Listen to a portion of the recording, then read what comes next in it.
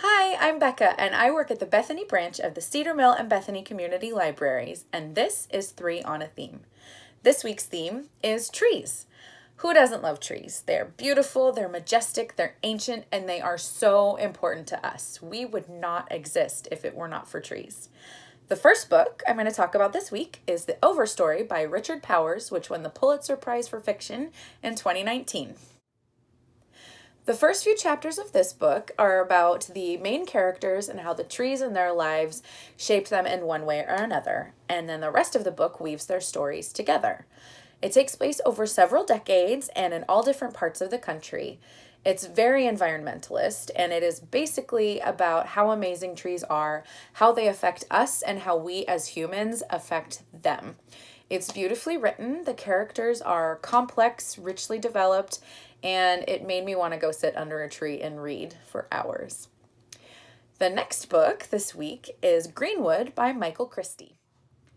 This book is similar to The Overstory in that it discusses humans' relationship with trees, but this time it focuses on one family and one island in Canada.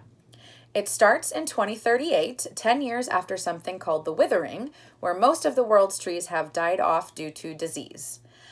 Jake Greenwood is a tour guide at a fancy resort on an island that is still full of trees, and it is one of the last of its kind in North America. The book then goes backwards in time from 2038 to 2008, 1974, 1934, and last 1904. And then it goes forward in time again, all the way back up to 2038. Each of the time periods focuses on a different member of the Greenwood family, and trees are always at the forefront.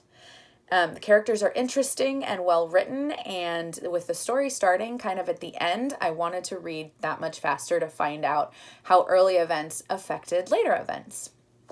The last book this week is The Hidden Life of Trees by Peter Wohlleben. This is a nonfiction book that is all about the social networks of trees.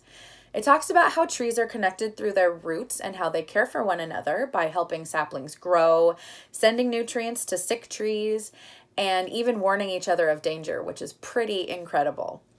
Peter Wohlleben has a deep love of trees and nature, and it shows throughout this entire book. It's pretty eye-opening, and it's impossible to look at trees the same way after reading it.